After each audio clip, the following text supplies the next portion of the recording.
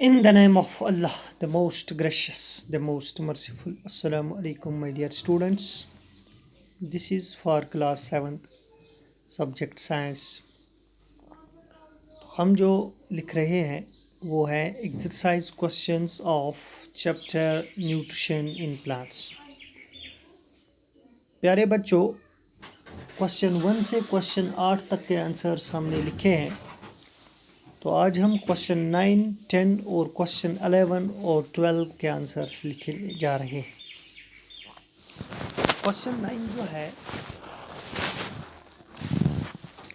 Match the items given in column first with those in column second. Column first में आपको कुछ items दिए गए हैं, कुछ वर्ड्स दिए गए हैं। आपने इनको कॉलम सेकंड के साथ मिलाना है, लेकिन एप्रोप्रिएट वर्ड होना चाहिए। ऐसे ही नहीं, ऐसे ही आप मिलाओगे जैसे पहला वाला पहले वाले से मिलाएंगे, दूसरा दूसरे वाले से। जिस वर्ड के साथ कॉलम फर्स्ट के जिस आइटम के साथ एप्रोप्रिएट कॉलम सेकंड का वर्ड आएगा, उसी के साथ उसको मिलाना है।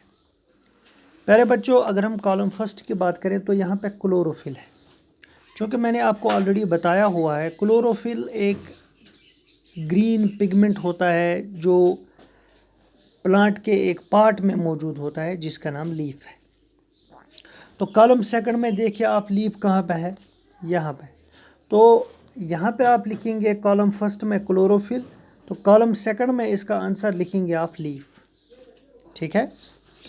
अब कॉलम फर्स्ट पे आएंगे, दूसरा आइटम जो है दैट्स नाइट्रोजन। क्योंकि अब यहाँ पे कॉलम सेकंड में 4 वर्ड्स रह गए, राइजोबियम, हेटेरोट्रोप्स, पिचर प्लांट और पैरासाइट। क्योंकि नाइट्रोजन जो है ना ये पैरासाइट है, ना ये पिचर प्लांट है, ना ये हेटेरोट्रोप है। नाइट्रोजन एक एलिमेंट है। अगर आपको याद होगा, जिस तरीके से प्लांट्स कार्बन डाइऑक्साइड लेते हैं या ऑक्सीजन को छोड़ते हैं फोटोसिंथेसिस के दौरान, इसी तरीके से नाइट्रोजन एक गैस है। ये नाइट्रोजन सॉइल में फिक्स किया जाता है एक बैक्टीरिया के ज़रिए से। उस बैक्टीरिया का नाम राइजोबियम है। तो नाइट्रोजन के साथ आप कॉलम सेकंड में लिखेंगे राइजोबियम। प्यारे बच्चों, इसके बाद कॉलम फर्स्ट का एक और आइटम है कस्क्यूटा। क्योंकि मैंने आपको ऑलरेडी बताया हुआ है कि कस्क्यूटा जो है ये एक पैरासिटिक प्लांट है।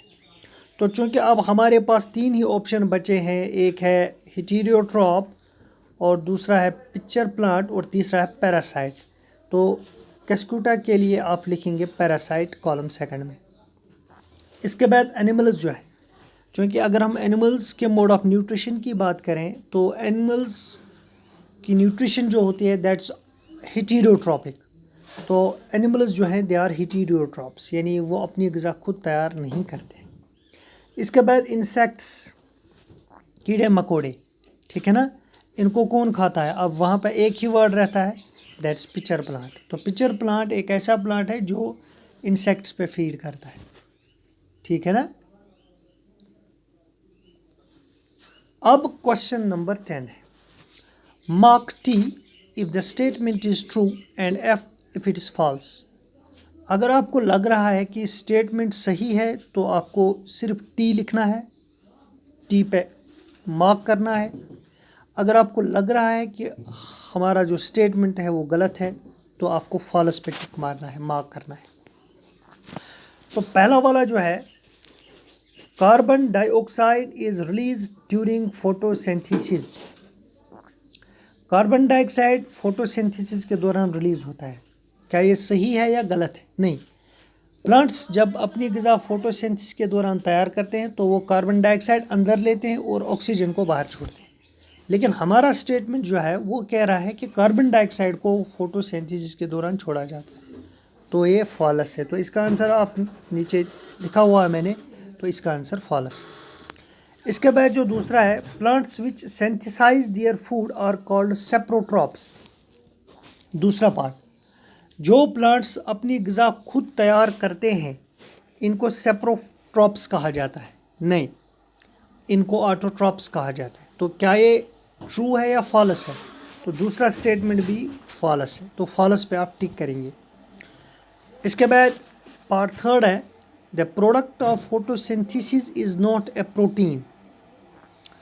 तो फोटोसिंथेसिस के दौरान जो ग़िज़ा बनती है वो प्रोटीन नहीं होता है। नहीं, प्रोटीन भी बनता है, कार्बोहाइड्रेट भी बनता है, लेकिन जो मेन ग़िज़ा स्टोर होता है प्लांट्स का फोटोसिंथेसिस के दौरान, दैट इज़ कार्बोहाइड्रेट, लेकिन प्रोटीन भी उनका प्रोडक्ट होता है। तो इसका आप sorry, the product of photosynthesis is not a protein. हाँ, फोटोसिंथेसिस के दौरान जो ग़िज़ा बनती है वो सिर्फ कार्बोहाइड्रेट होता है, स्टार्च होता है, वो प्रोटीन नहीं होता है। तो ये स्टेटमेंट जो है तीसरा, ये सही है। इसके बाद पार्ट 4 है, solar energy is converted into chemical energy during photosynthesis. चूँकि फोटोसिंथेसिस के दौरान क्लोरोफिल जो है ये सोलर एनर्जी को ट्रैप करता है और उसके बाद उसी की मदद से वो फिर ग़िज़ा तैयार करते हैं। तो उसके बाद ये एनर्जी जो सोलर एनर्जी होती है ये कन्वर्ट होती है, तब्दील होती है एक और एनर्जी में, जिसको हम केमिकल एनर्जी बोलते हैं। ये भी सही है, तो इसका आप ट्रू लिखेंगे। प्यारे बच्चों, इसके बाद question number 11, choose the correct option from the following. आपको सही जवाब चुनना है। Which part of the plant takes in carbon dioxide from the air for photosynthesis. क्योंकि फोटोसिंथेसिस के लिए प्लांट्स जो है ये हवा से कार्बन डाइऑक्साइड अंदर लेते हैं, लेकिन किसके ज़रिए से लेते हैं? कौन सी चीज़ उस हवा को अंदर लेने में इनको मदद करता है? आपको इस पर टिक मारना है। आपके ऑप्शंस दिए गए हैं। पहला है रूट हेयर, दूसरा है स्टोमेटा, तीसरा है लीफ वेन्स और चौथा है पेटल्स। क्योंकि ऑलरेडी मैंने आपको बताया हुआ है कि स्टोमेटा छोटे छोटे सुराख होते हैं जो इन पत्तों के अंदर होते हैं, पत्तों के अंदर मौजूद होते हैं, उन्हीं के ज़रिए से एक्सचेंज ऑफ गैसेज होते हैं। तो लिहाजा इसका ऑप्शन जो होगा, इसका आंसर जो होगा वो है स्टोमेटा। इसके बाद question number 12, choose the correct option from the following. सही जवाब आपने चुनना है। Plants take carbon dioxide from the atmosphere mainly through the air. तो प्लांट्स जो हैं ये कार्बन डाइऑक्साइड लेते हैं एटमॉस्फेयर से, लेकिन किस चीज़ के ज़रिए से? और रूट्स, स्टेम, फ्लावर्स, लीव्स। क्योंकि ऑलरेडी मैंने आपको बताया हुआ है स्टोमेटा ऊपर, तो स्टोमेटा जो है लीफ के ही अंदर होता है, तो ओब्वियसली ज़ाहरी तौर से इसका आंसर जो होगा वो लीव्स होगा। तो प्यारे बच्चों, इस तरीके से आपका ये चैप्टर, इसके जो एक्सरसाइज क्वेश्चंस थे वो मैंने आपको लिखवाए। तो मुझे उम्मीद है कि आप इन सवालात को अपनी कॉपी पे तहरीर करें और साथ ही साथ उनको ज़बानी याद करें। तो फ़िलहाल आज के लिए इतना ही। आपका बहुत बहुत शुक्रिया।